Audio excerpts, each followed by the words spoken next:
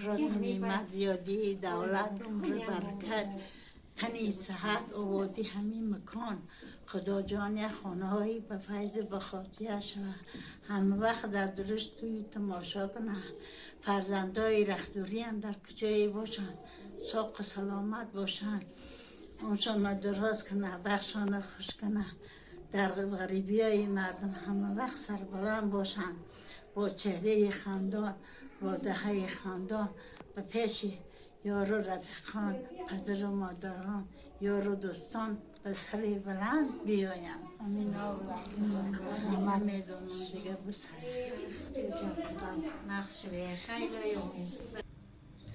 На планете нет такого храма, где бы обогрелся человек.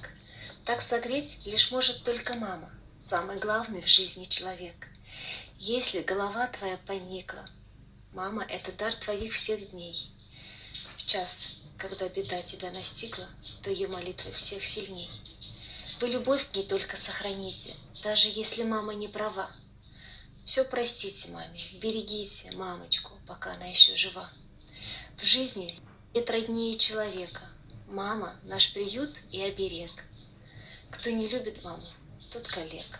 Мама — главный в жизни человек. مادر شبانا سری گهوارمه خوندی ترانا با خوابم آمدی مادر شبانا سری گهوارمه خوندی ترانا شدم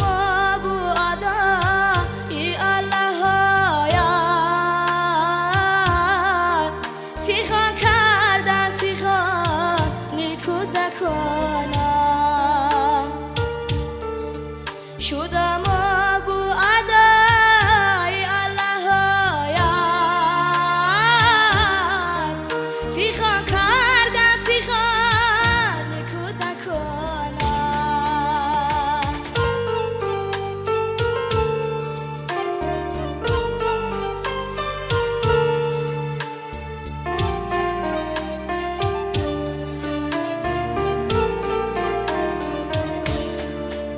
سحرگاه از جا برخسته شدم ندیدم روی گرمت مادری جان سحرگاه از جا برخسته شدم ندیدم روی گرمت مادری جان نصیحت